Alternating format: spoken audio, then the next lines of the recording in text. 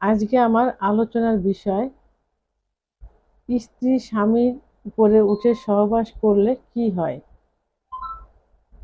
অনেকের প্রশ্ন, আমার স্ত্রী যদি আমার উপরে উঠে সহবাস করে তাহলে কোনো সমস্যা হবে কিনা।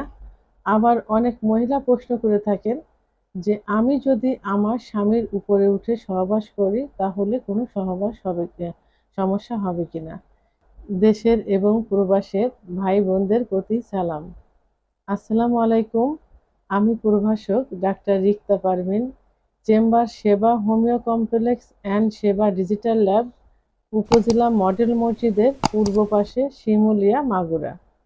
এই বিষয়টি নিয়ে এখন আলোচনা করব।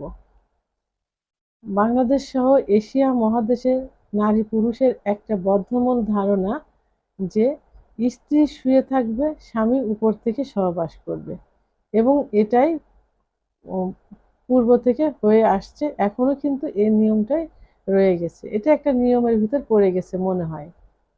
তবে পজিশন কিন্তু দুইটাই মেন ধরা হয়।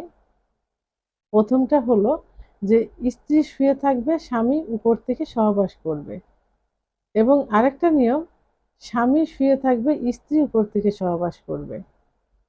যাই হোক, স্বামী স্ত্রী সম্পর্ক মধুর সম্পর্ক, কিন্তু সেই সম্পর্ক আরো মধুর হয়, আরো গভীর হয় যদি সম্পর্কটা একান্তই মধুর হয়ে থাকে, এবং সেই সম্পর্কটা হলো সহবাস। সহবাস যদি সুখের হয়, দুজনে যদি তৃপ্তি পায়, স্বামী এবং স্ত্রী, তাহলে সেই সম্পর্কটার মতো সম্পর্ক আর কিছুই হয় না। আর যদি দুজন একই সঙ্গে সুখ না পায়, মজা না পায়, স্বামী একাই সুখ অনুভব করলো, স্ত্রী বুঝতে পারলো না, তাহলে কিন্তু সম্পর্কটা মজবুত হয় না, মধুর হয় না, সুখের হয় না। তো এজন্য কি করতে হবে, স্বামী স্ত্রী উভয়েরই সহবাসকে মধুর করতে হবে। তার জন্য আহ, আহ, এই মধুর সম্পর্কের জন্য স্ত্রী স্বামীর উপরে উঠে সহবাস করতে পারে। তবে ইসলামিক শরিয়ত অনুযায়ী কিন্তু আহ, স্ত্রীর পিছন দিক থেকে, অর্থাৎ রেকটাম বা মলদ্বার দিয়ে কিন্তু সহবাস করা যাবে না।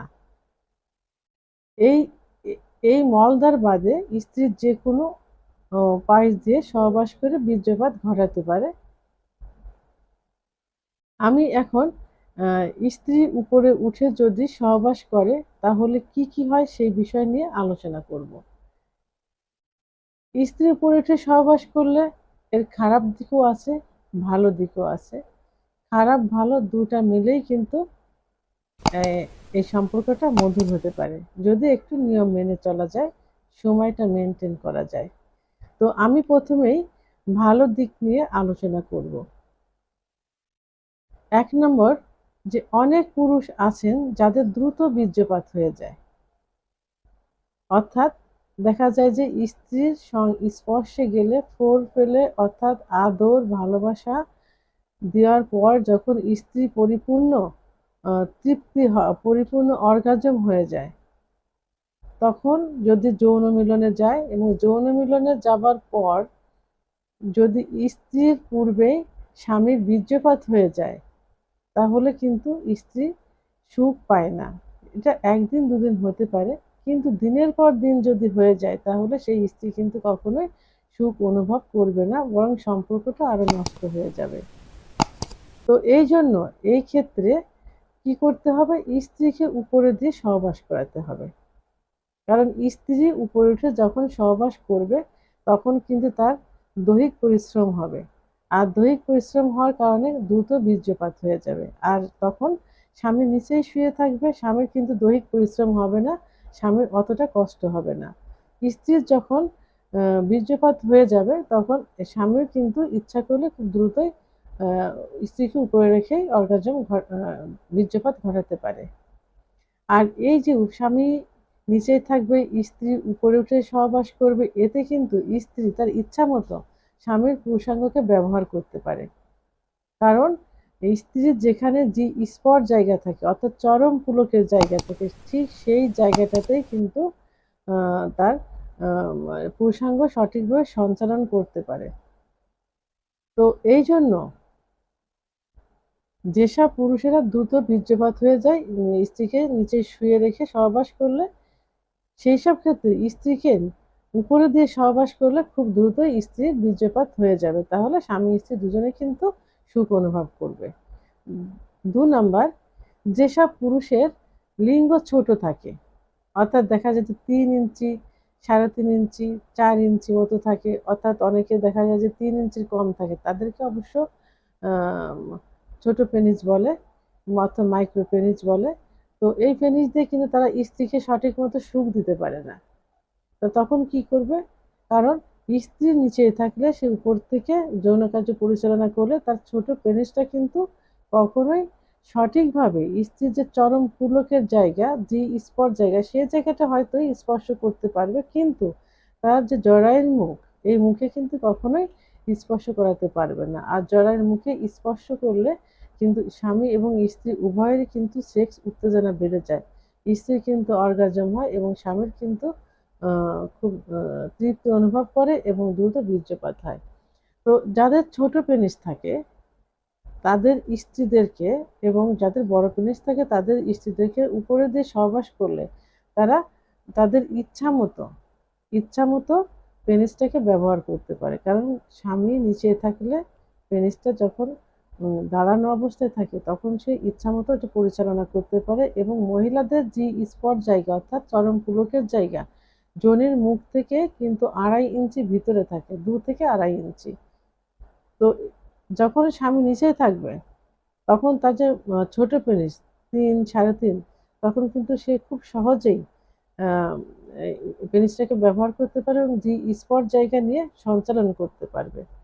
এবং সে চাইলে পজিশন যদি সে ঠিকমতো ব্যবহার করতে পারে তাহলে তার এই ছোট পেনিস দিয়ে কিন্তু জরায়ুর মুখে স্পর্শ করতে পারে। আর জরায়ুর মুখে যখন স্পর্শ করবে তখন কিন্তু সে সুখ অনুভব করবে এবং স্ত্রী খুব দ্রুত অর্গাজম সহ বীর্যপাত হয়ে যাবে, এবং স্বামীরও সুখ অনুভব করবে এবং সে তারও দ্রুত বীর্যপাত হয়ে যাবে, এমনকি দুজনের একসঙ্গে দেখা যাবে যে বীর্যপাত হয়ে গেছে। 3 নাম্বার, যেসব পুরুষ মোটা থাকে এবং স্ত্রীকে নিচে রেখে উপরে যৌন কার্য পরিচালনা করতে অনেক কষ্ট অনুভব করে, এবং দেখা যায় যে অনেক সময় দেখা যায় যে সে হাঁপাতে থাকে, ঘাম ঘাম হয়ে যায়, অনেক সময় কিন্তু প্রেশারও বেড়ে যায়, সেই মোটা পুরুষদের ক্ষেত্রে তারা যদি নিচেই শুয়ে থাকে তাহলে তাদের কিন্তু দৈহিক পরিশ্রম হলো না। দৈহিক পরিশ্রম না হলে তারা কিন্তু সুন্দর মতো সুখটা নিতে পারবে স্ত্রীর কাছ থেকে, যদি স্ত্রী উপরে উঠে যৌন কার্য পরিচালনা করে। তাহলে মোটা পুরুষদের ক্ষেত্রে কিন্তু স্ত্রীকে উপরে দিয়ে সহবাস করলে চরম সুখ অনুভব করবে, দুজনে অনুভব করবে। তাহলে স্ত্রী উপরে উঠে সহবাস করলে করলে এই যে ভালো দিকগুলো, অর্থাৎ যে সুখ অনুভব করবে, যে এগুলোই ভালো দিক। আচ্ছা, এখন আমি খারাপ দিকগুলো নিয়ে আলোচনা করব, অর্থাৎ স্ত্রী উপরে উঠে সহবাস করলে কিছু কিছু খারাপ দিকও আছে, সেই দিকগুলো নিয়ে আলোচনা করব।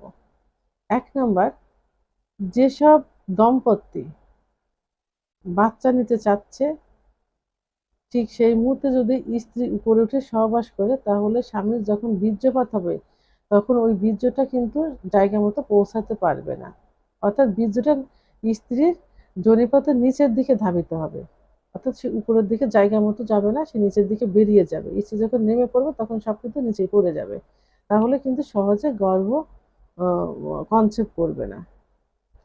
2 নম্বরে, অনেক সময় দেখা গেছে, অর্থাৎ মেডিকেল সায়েন্সের মতে, যে স্ত্রী উপরে উঠে সহবাস করার পর যদি স্ত্রী কনসেপ্ট করে, অর্থাৎ বাচ্চা গর্ভে আসে এবং সেটা যদি শেষ পর্যন্ত থেকে ডেলিভারি হয় তাহলে অধিকাংশ ক্ষেত্রে সেই বাচ্চা কিন্তু হিজড়া হয়।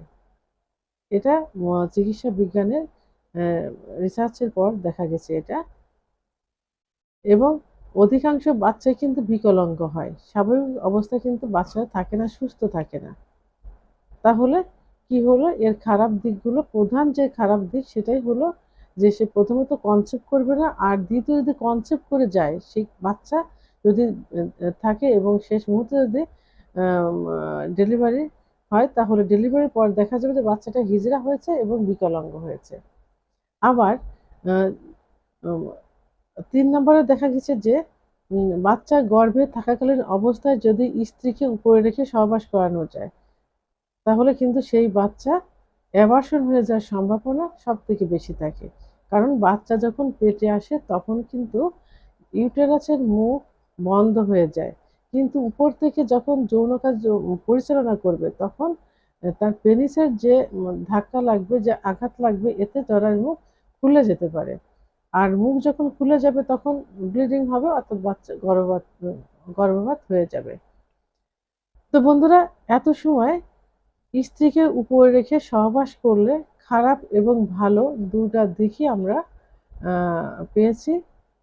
তো সুখ অনুভব করার জন্য আমাদের কি করতে হবে? বাচ্চা যখন নিতে চাইবো তখন স্ত্রীকে উপরে দিয়ে কখনো সহবাস করানো যাবে না। আর আম সহবাস করানোর পরে যদি বাচ্চা হয়ে যায়, সেই বাচ্চা তো কখনো অ্যাবর্শন নষ্ট করা যাবে না। এজন্য সব দিকে সতর্ক থেকে কাজ করতে হবে। অর্থাৎ বাচ্চা নেওয়ার সময় এবং বাচ্চা পেটে আসলে স্ত্রীকে দিয়ে কখনো উপর থেকে সহবাস করানো যাবে না। এদিক থেকে বিরত থাকতে হবে। আর প্রকৃত সুখ নেওয়ার জন্য আ আম আমাদের এই যে পরিকল্পনা, বাচ্চা নেওয়ার পরিকল্পনা, বাচ্চা পেটে আসার পর এই সময়গুলো বাদ দিয়ে বাকি সময়গুলো আমরা কি করতে পারি? স্ত্রীকে উপরে দিয়ে সহবাস করতে পারি। তাহলে স্বামী-স্ত্রী উভয়ে কিন্তু সুখ অনুভব করা যাবে এবং আ স্বর্গীয় সুখ পাওয়া যাবে। তো বন্ধুরা, আমার ভিডিওটি সম্পর্কে যদি কোনো মতামত থেকে থাকে অবশ্যই কমেন্টসের মাধ্যমে জানাবেন। আর ভিডিওটি ভালো লাগলে লাইক, কমেন্ট, সাবস্ক্রাইব করে আমার সঙ্গে থাকুন। আল্লাহ হাফেজ।